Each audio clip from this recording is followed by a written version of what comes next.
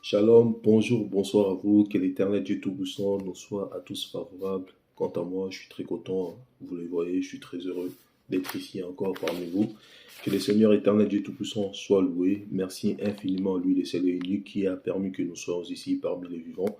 Merci infiniment. Et pourquoi pas, frères et sœurs, merci à vous aussi, vous qui permet à chaque fois que je puisse rentrer dans vos maisons. Que l'Éternel vous soit favorable, que vraiment le Seigneur se souvienne de vous, de vos travails, de vos activités, de vos familles. Que l'Éternel nous soit à tous favorable. Et si c'est la première fois, frères et sœurs, que l'Éternel te soit aussi favorable, sache que c'est pas un hasard que tu sois parmi nous. Comme je dis toujours, faites des bonnes actions, n'arrêtez pas. Tel est notre slogan, faites-le, car nous sommes ici pour faire les bonnes œuvres. Alors faites des bonnes actions.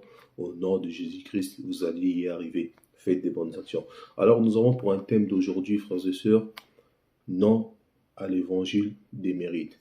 Alors vous allez savoir un peu plus au cours de cette émission. Quand nous allons avancer pas à pas, nous allons développer au cours de cette émission. Vous allez savoir concrètement pourquoi notre thème d'aujourd'hui est nommé non à l'évangile des mérites. Mais pour l'heure, vous savez que nous ne pouvons pas commencer cette émission sans pour autant faire de la place et laisser l'Esprit nous enseigner. Prions vous et moi au nom de Jésus-Christ. Seigneur éternel, merci pour ce temps que tu nous as donné. Père éternel, nous te supplions. Nous voulons que ce soit l'Esprit Saint qui puisse parler, qui puisse nous enseigner, qui puisse nous transmettre la connaissance, la sagesse, l'intelligence, afin d'amener parfaitement la mission que tu nous as envoyée sur terre. C'est pour ça, Seigneur, nous prions ton nom, Père, car nous croyons à ton évangile et nous voulons toutes choses s'accomplir par la foi. Merci infiniment, Père éternel. Sois avec nous.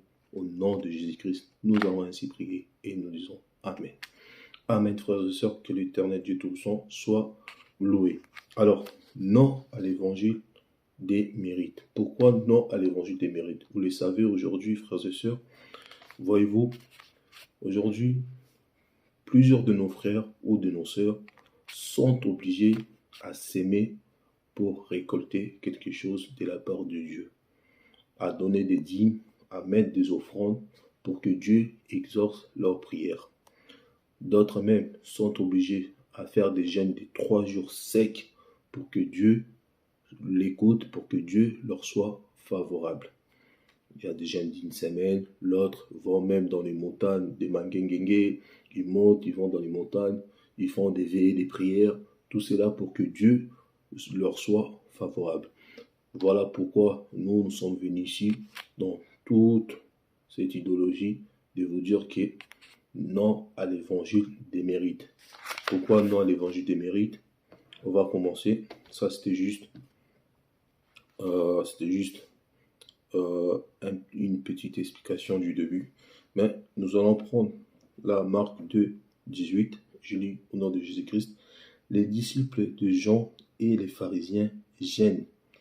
Ils virent dire à Jésus, pourquoi les disciples de Jean et ceux des pharisiens gênent-ils tandis que tes disciples ne gênent point? Je continue.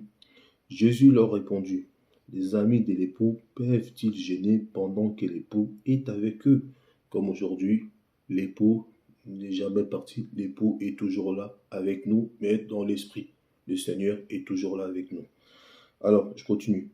Aussi longtemps qu'ils ont avec eux l'époux, ils ne peuvent gêner. Continue. 20. Les jours viendra où l'époux leur sera enlevé et alors ils gêneront en ces jours-là. Le jour est arrivé quand le Seigneur était crucifié, mais le Seigneur aujourd'hui est revenu en esprit avec nous. Donc, 21, personne n'écoute une pièce de drap neuf à un vieil habit. Autrement, la pièce des draps neufs emporterait une partie des vieux et la déchirure sera pire. 22. Et personne ne met du vin nouveau dans des vieilles outres. Autrement, les vins font rompre les outres et les vins et les outres sont perdus. Mais il faut mettre les vins nouveaux dans des outres nouveaux.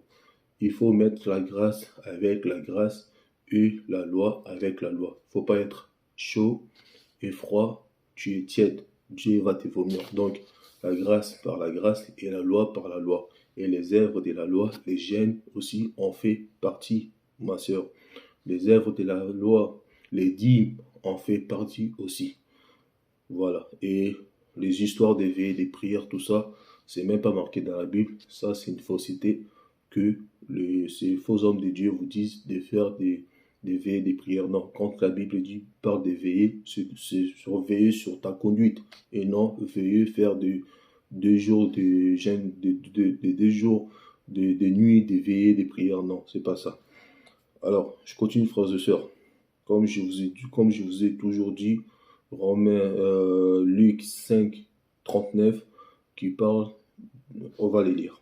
On va lire, ça serait mieux parce que il ne faut pas que je dise les choses qui ne sont pas dans la Bible. Alors, Luc 5, 39. Et personne, après avoir bu du vin vieux, ne veut du nouveau, car il dit le vieux est bon.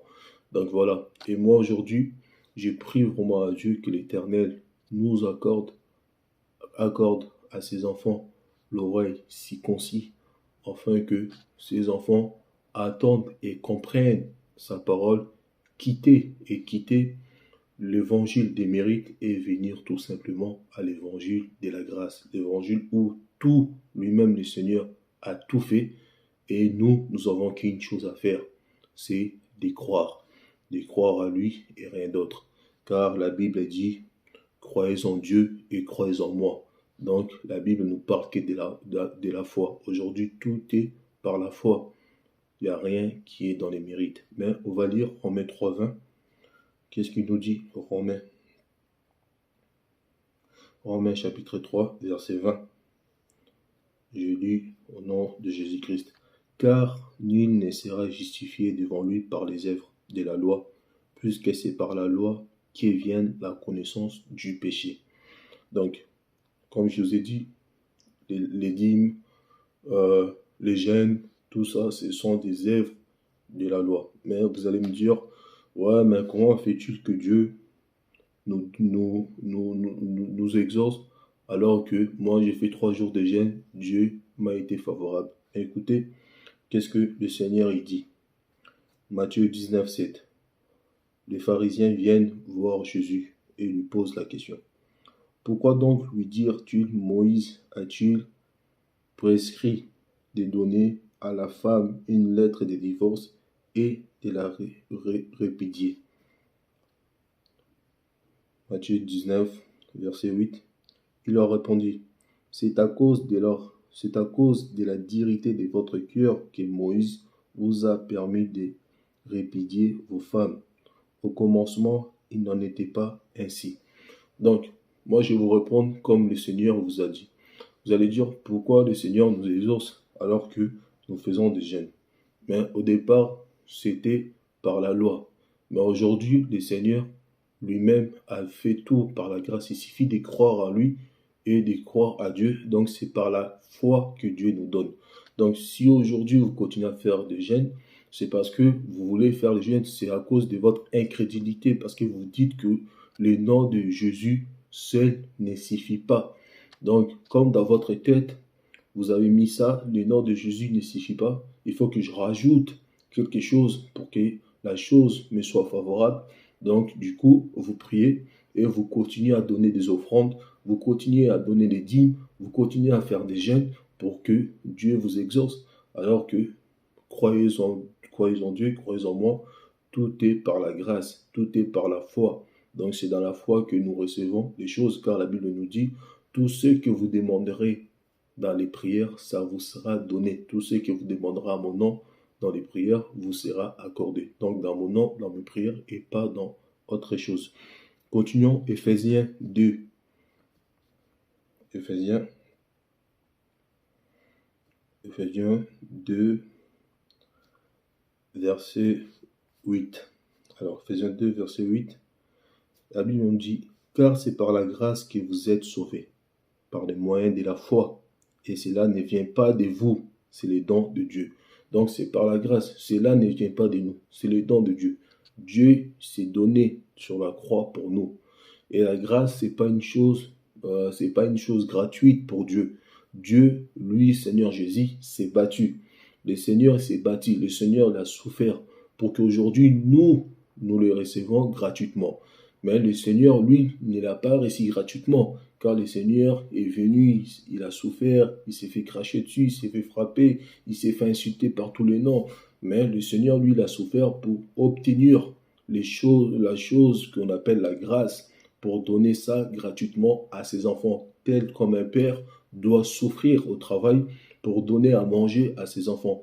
Dites-moi, un père qui va au travail à la fin du mois, qui gagne son argent, est-ce que ces parents-là vont dire à son fils, avant que je t'achète une chemise pour aller à l'école, tu dois aussi souffrir pour l'avoir, tu dois gêner des jours pour que je te les donne? Non, le père, lui, achètera la chemise directement à son fils, car c'est le rôle du père de souffrir et de donner ensuite gratuitement à ses enfants. Tel est notre Seigneur Dieu a fait.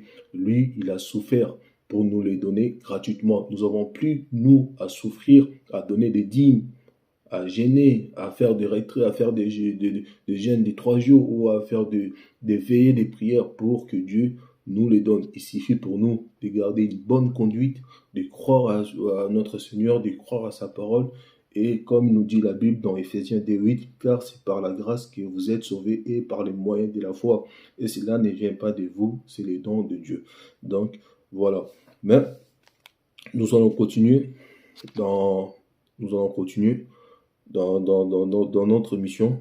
Nous allons voir une prophétie des prophètes Ésaïe en l'ancien temps dans la loi que Dieu lui avait donnée.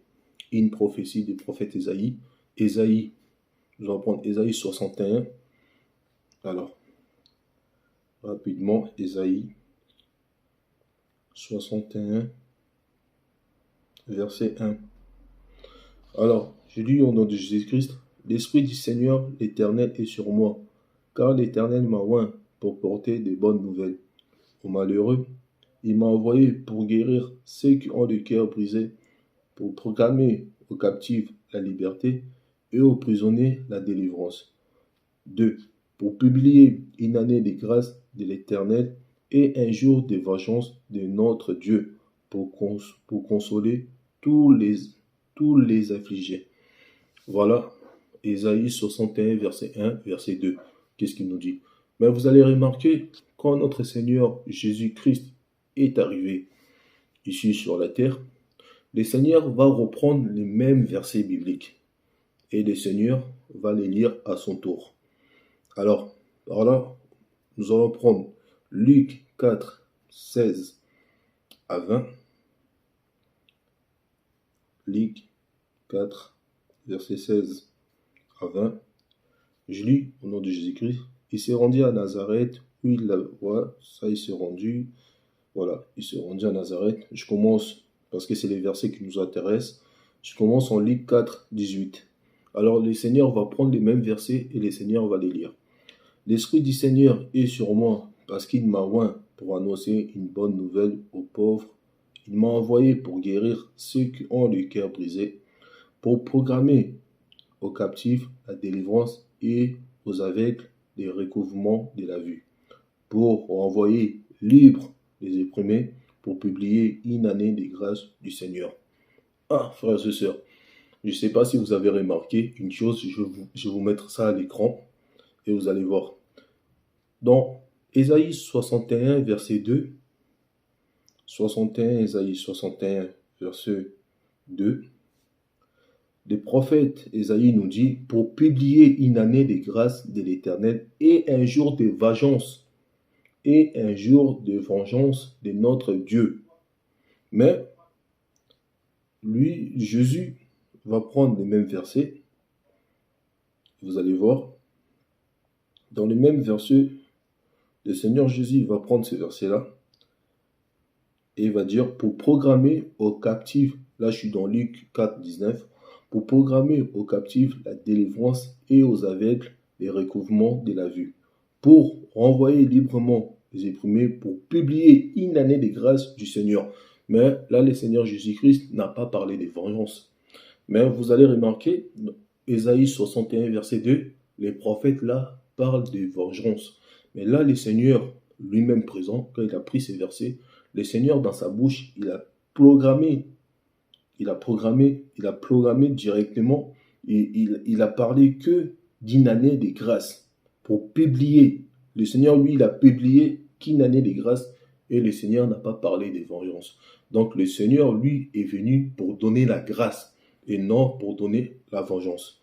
On va arriver. Je voulais que vous remarquiez cela, est très important aujourd'hui, car nous sommes sous la grâce, et sous la grâce, tout est donné par les moyens de la foi et non par des mérites. Nous allons prendre un exemple.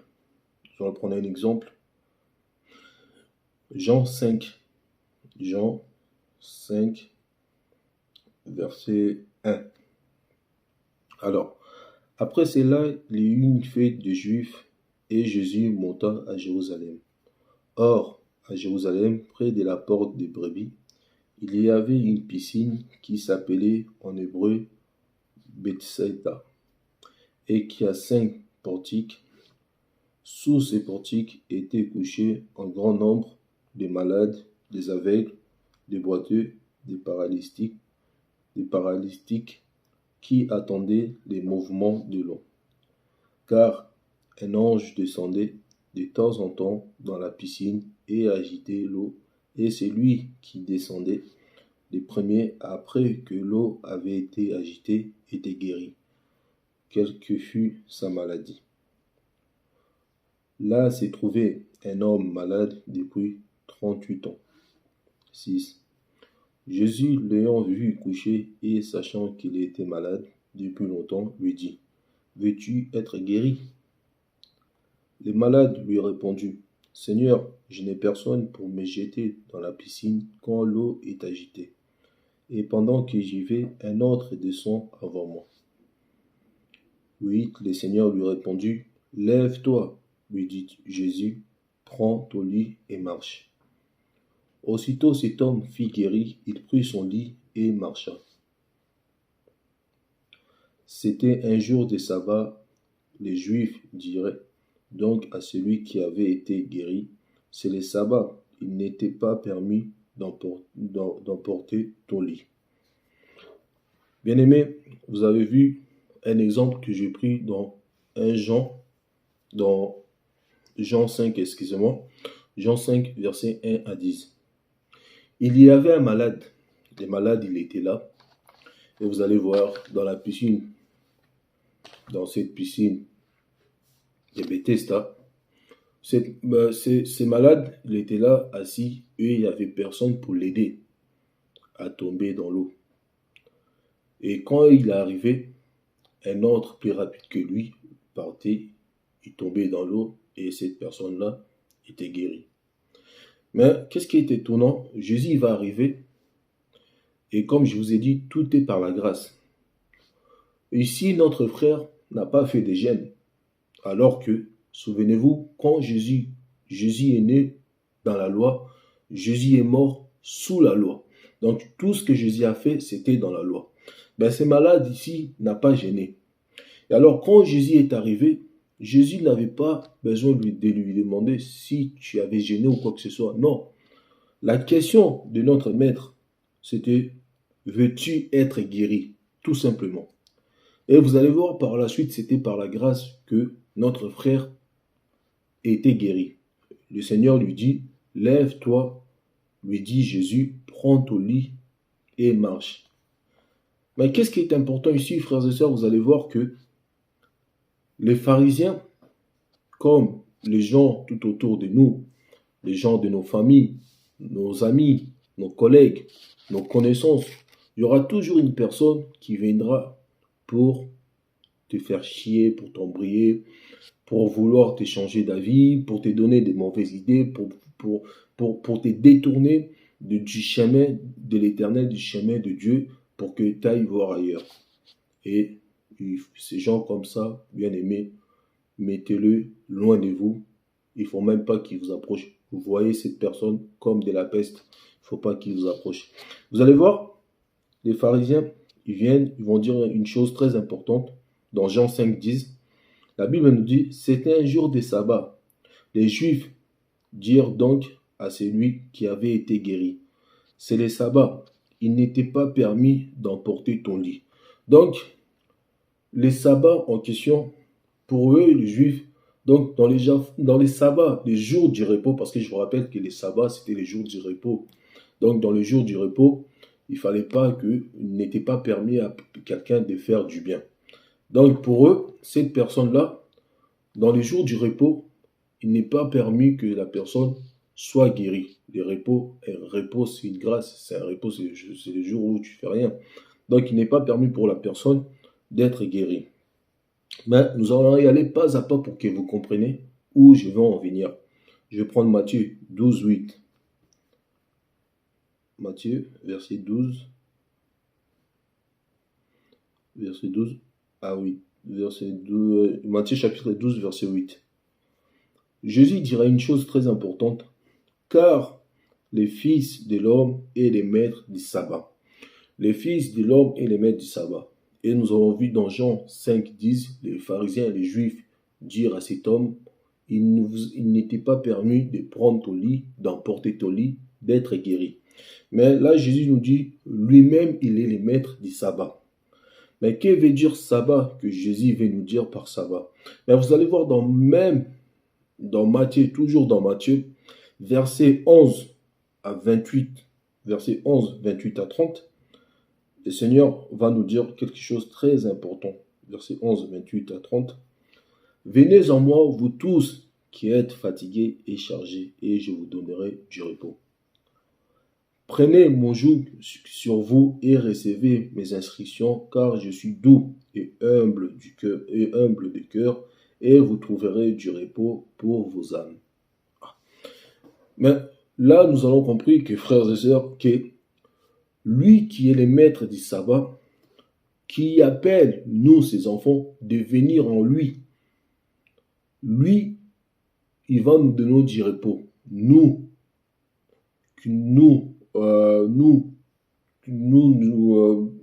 qui sommes fatigués, voilà, nous qui sommes fatigués et chargés, mais Dieu, lui, va nous donner du repos. Mais qu'attendez-vous par fatigué et chargé? Nous qui sommes fatigués à faire des jeûnes, des prières, nous qui sommes fatigués à faire 3 jours secs, à jeûner, parce que ça c'est une charge, frères et sœurs. C'est une charge que tu te donnes 3 jours à ne pas manger. Donc tu te prives de quelque chose. Donc, nous qui sommes fatigués à donner nos argents, à mettre la dîme, nous qui sommes fatigués à aller monter dans les montagnes, dans les mangengengue, à prier une semaine, un mois, des retraites de 3 jours, des retraites, des séminaires de 5 jours, tout ça. Nous qui sommes fatigués de cela, Dieu nous appelle, frères et sœurs, Dieu t'appelle et il te dit, venez en moi, vous tous que vous êtes fatigués, parce que n'oubliez pas, les jeûnes, les dîmes, les veillées des prières, tout cela, d'ailleurs, c'est même pas dans la Bible, les mangengengue, tout cela, les montagnes, d'aller prier dans les forêts, tout cela, c'est une charge pour nous et ça nous fatigue. Et c'est pour cela l'Éternel nous dit, venez en moi, vous tous qui êtes fatigués et chargés, et je vous donnerai du repos. Mais quel est le repos que le Seigneur nous a donné alors que dans la loi, il n'était pas permis à quelqu'un d'avoir une guérison, d'avoir une grâce dans le repos. Mais le Seigneur, lui qui est le maître du repos, comme il nous a dit dans Matthieu 12, 8, que le Fils de l'homme est le maître du repos, mais c'est lui qui est le maître du repos, car c'est permis pour lui, c'est permis pour le maître, lui qui est le maître du repos, de faire de ce repos qu'est-ce qu'il veut. Donc lui qui est le maître du repos nous appelle à nous, ses enfants, de venir à lui, nous qui sommes fatigués, chargés de toutes ces recommandations, des jeûnes, des prières que les faux hommes de Dieu nous infligent, des veillées, des prières, des retraites, d'aller dans le ngomba, des mangengue, tout ça. Nous qui sommes fatigués à monter dans les montagnes, dans toutes ces choses, le Seigneur nous appelle et il nous dit, je vous donnerai du repos. Et les repos, bien aimés, c'est la grâce. Les repos, c'est la grâce. Et il rajoute quelque chose d'important. Prenez mon joug sur vous et recevez mes instructions, car je suis doux et humble de cœur, et vous trouverez du repos pour vos âmes. Donc le Seigneur lui dit, prenez mes instructions, prenez mes commandements, qui est doux. Donc, si nous comprenons bien, donc le Seigneur, lui, qui nous appelle à prendre ses instructions, à prendre son joug, ce qui veut dire, son joug à lui, le Seigneur, est léger. Il est dit même, sur vous et recevez mes instructions, car je suis doux et humble du cœur, et vous trouverez du repos pour vos âmes. Mais dites-moi, tout ce que vous faites aujourd'hui, des jeûnes, des prières, des 3 jours de veillées de prière, des dîmes, tout ça c'est une charge. Il n'y a rien de doux. Et pour une personne qui prie, au moment que tu commences à prier, si cette prière ou l'évangile que tu reçois, cet évangile, ça commence à être lourd pour toi. Ça commence à t'enquêter, ça commence à demander que tu donnes beaucoup d'énergie, que tu donnes ton argent, que tu donnes tes énergies, que tu donnes tout ce que tu as donné. Mais sache que l'évangile que tu es en train d'écouter ou la prière que tu es en train de faire, ben, ce n'est plus ce que notre Seigneur nous a dit. Car il nous dit, car je suis doux et humble du cœur et vous trouverez du repos pour vos âmes. Mais tout cela n'est pas les repos que le Seigneur nous appelle. Vous avez vu l'exemple de notre frère qui était malade dans Jean 5, 10. Le Seigneur n'a pas demandé s'il avait fait des jeûnes. Le Seigneur n'a pas demandé s'il avait donné des dîmes. Mais lui qui est le maître du repos, il lui a sauvé. Il lui a donné la guérison les jours du repos. Ce qui veut dire, celui qui rentre dans le repos, ma sœur, le frère ou la sœur qui rentre dans le repos, cette sœur, ce frère n'a plus rien à faire. Car pour lui, tout ce qu'il a à faire, c'est quoi? C'est de croire, c'est mettre la foi en lui. Car nous tous qui sommes rentrés dans le repos, dans la grâce, nous n'avons plus à mettre des charges, nous n'avons plus à porter des charges, nous n'avons plus à nous sacrifier. Car il y a un seul homme qui s'est sacrifié, c'est Jésus-Christ. Nous ne pouvons plus se sacrifier. Notre sacrifice à nous n'apporte peu, n'apporte même rien du tout devant Dieu. Ton sacrifice à toi que tu fais, Dieu, ça amène à rien. Dieu ne voit pas ça. Vous savez, frères et sœurs, le Seigneur, Dieu Tout-Puissant, n'écoute qu'une seule personne, n'attend que les prières d'une seule personne. Et le Seigneur, le Dieu Tout-Puissant, assis là-bas dans son royaume, attend que les prières de notre Seigneur Jésus-Christ. Personne d'autre. Car la Bible nous recommande tout ce que vous demanderez à mon nom. Ce qui veut dire, il n'y a qu'à son nom que Dieu va nous répondre. Il n'y a pas d'autre chose à faire, il n'y a qu'à son nom. Et la Bible rajoute même, c'est le seul, lui qui intercède auprès du Père. Donc il n'y a personne d'autre, il n'y a rien d'autre à faire. Il suffit de croire en lui, car il nous dit dans Jean 14, je pense, si je ne me trompe pas, croyez en Dieu et puis croyez en moi. Vous avez qu'à croire et le Seigneur va vous donner. C'est pour cela que je dis non à l'évangile des mérites. Ça n'existe pas. Vous savez, l'apôtre Paul dit, je presse Christ ressuscité. Scandale pour les Juifs, folie pour les païens, parce qu'ils ne comprennent pas. Donc c'est très difficile. Et je reconnais pour une personne qui est habituée de boire les vins, l'ancien vin, les mauvais évangiles, d'arriver à boire les nouveaux vins. C'est très difficile. Mais nous prions et priez que le Seigneur vous accorde l'oreille circoncis et un cœur de chair pour consommer, attendre et garder cette sémence que le Seigneur nous a donnée. La parole, la gratuité que le Seigneur nous a donnée, la vie gratuite, la grâce que le Seigneur nous a donnée, il suffit de croire. Vous savez, quand les gens ils aillent dans les églises, bâtiments à dire, nous avons aujourd'hui 3 jours de combats spirituels, une semaine de combats spirituels. Mais vous combattez quoi exactement? Car Dieu a tout combattu. Et le diable, lui, vient juste s'aimer des doutes dans votre cœur. Car c'est la même chose que le diable avait fait. Dieu, le Tout-Puissant, avait témoigné son Fils Jésus-Christ. Jésus sortant de l'eau. Jésus, la voix la voix a parlé, a dit c'est lui mon fils à qui j'ai donné toute mon affection, toute ma confiance. Mais Jésus, à ce temps-là, n'avait pas encore commencé à faire tout ce qu'il avait à faire. Mais lui, Dieu le Tout-Puissant, avait déjà témoigné de la faveur envers son enfant Jésus-Christ.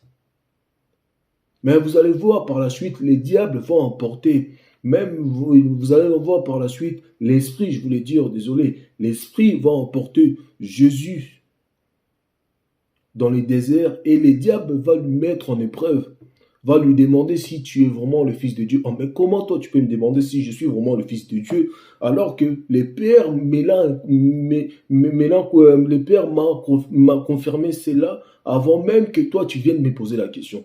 Vous voyez, le diable il a voulu mettre de la doute, mettre de la confusion dans le cœur de notre Seigneur. Mais le Seigneur avait confiance, avait la foi. Il savait que les pères avaient déjà annoncé des bonnes choses, de la faveur pour lui. Les pères avaient déjà dit, avaient déjà présenté son fils. Donc, frères et sœurs, c'est dans la grâce que tout est donné. C'est dans la grâce à vous de croire. Croire seulement et rien d'autre. Il suffit juste de croire et de rien d'autre à faire. Vous avez juste à croire. Vous avez juste à croire. C'est la même chose que l'apôtre Paul.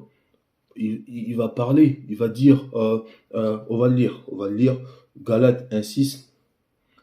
Galates 1,6, l'apôtre Paul va dire, je m'étonne que vous vous détourniez si proprement de celui qui vous a appelé par la grâce de Christ pour passer à un autre évangile. Non par qu'il y a un autre évangile, mais qu'il y a des gens qui vous troublent et qui veulent renverser l'évangile de Christ. C'est qu'est-ce que nous voyons aujourd'hui. L'apôtre Paul l'a dit en Galates, il l'a dit en livre des Galates, il l'a dit, je m'étonne que vous, aujourd'hui, vous qui avez écouté, vous qui avez entendu l'évangile de la grâce, mais vous vous détournez aujourd'hui pour retourner dans les œuvres de la chair, dans la loi. Pour retourner dans cela, je m'étonne. Je m'étonne de cela. Mais nous allons comprendre pourquoi apôtre Paul, pourquoi le frère Paul a dit cela. Pourquoi il l'a dit. On va prendre Hébreux 4, 9 à 10. Je vais prendre Hébreux. Alors, Hébreux, chapitre 4, verset 9 à 10. Je lis, au nom de Jésus-Christ. Il y a donc un repos des sabbats réservé au peuple de Dieu. Car celui qui entre dans le repos de Dieu se repose de ses œuvres, comme Dieu se repose des siennes. Frères et sœurs, je répète. Il y a donc un repos des sabbats réservé au peuple de Dieu. Écoutez, c'est très important. Car celui qui entre dans le repos de Dieu se repose de ses œuvres. Donc, toi qui rentres dans la grâce, dans le repos de Dieu, tu dois te reposer de tes œuvres. Les jeûnes que tu fais, les dîmes que tu donnes, les veillées des prières que tu fais, les manguenguengues que tu vas, les montagnes, dans les forêts que tu vas, tout ça, ce sont tes œuvres à toi. Dieu ne te les demande pas. Et là, dans Hébreux 4, 10, la Bible me dit, car celui qui entre dans le repos de Dieu se repose de ses œuvres. Toi, tu es rentré dans le repos de Dieu, pourquoi tu continues-tu à jeûner? Pourquoi tu continues à donner des dîmes? Pourquoi tu continues à faire des veillées, des prières? Pourquoi tu continues à faire ceci? Pourquoi tu continues à faire cela? Alors que tu es rentré dans le repos de Dieu, tu dois te reposer, bien-aimé. C'est la Bible qui le dit. Tu dois te reposer. Écoutez, mais 11, écoutez, dans 11, qu'est-ce qu'il dit? Hébreux 4, 11. Efforcez-nous donc d'entrer dans ces repos, afin que personne ne tombe en donnant les mêmes exemples de désobéissance. Vous allez voir, je vais prendre les mêmes versets dans Hébreux 4, 11. Hébreux 4, 11. Je prends les mêmes versets. Hébreux 4, 11, qui nous dit la Bible. Attendez, accordez-moi. Je prends les mêmes versets dans Hébreux. Je prends les mêmes versets. Alors,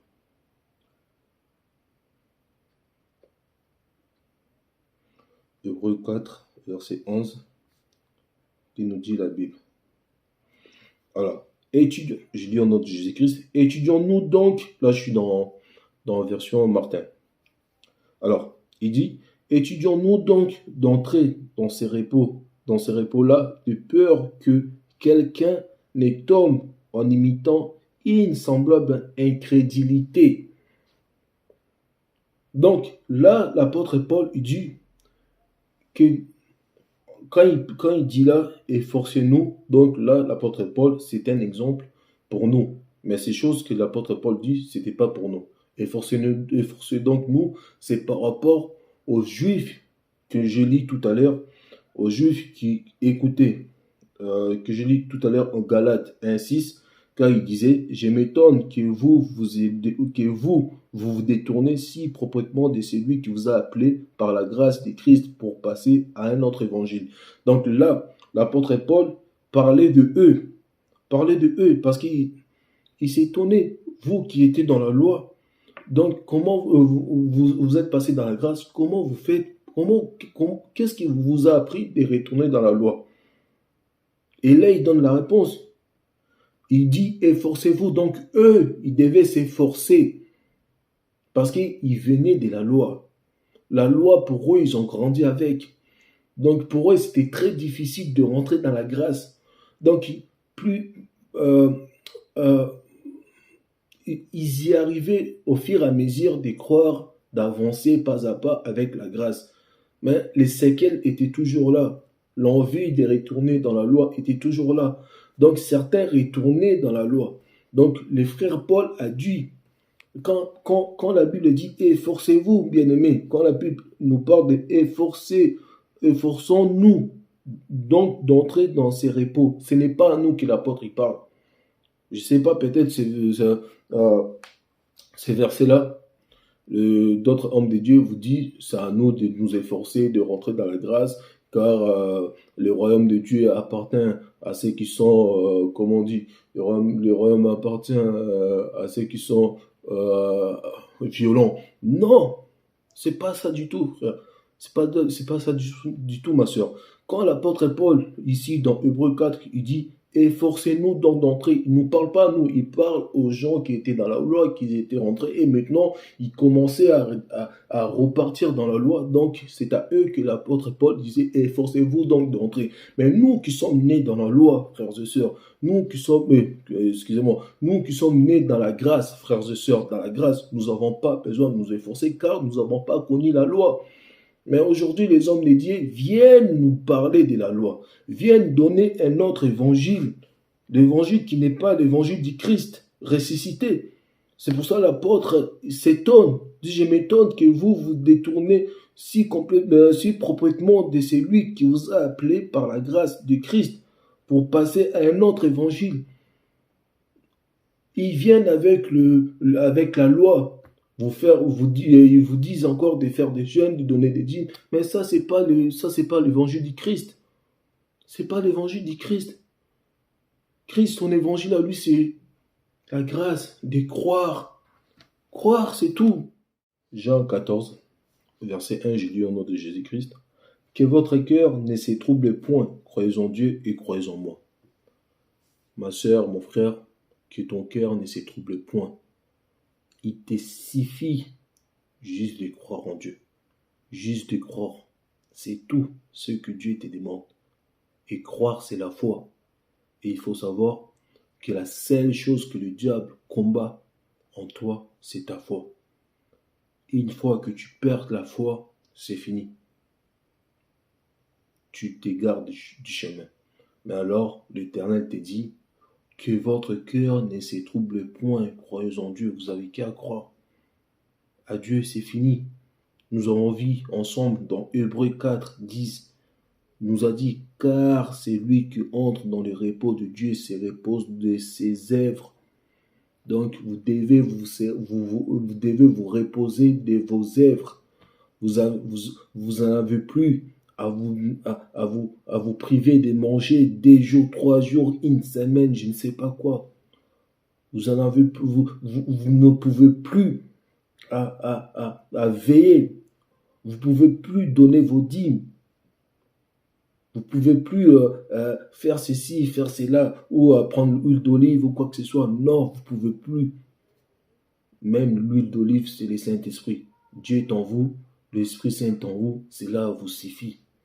Il vous suffit de croire, frères et sœurs. Croyez en Dieu, c'est tout simplement, c'est ça que Dieu vous demande et c'est ça dans la grâce que ce que nous devons faire.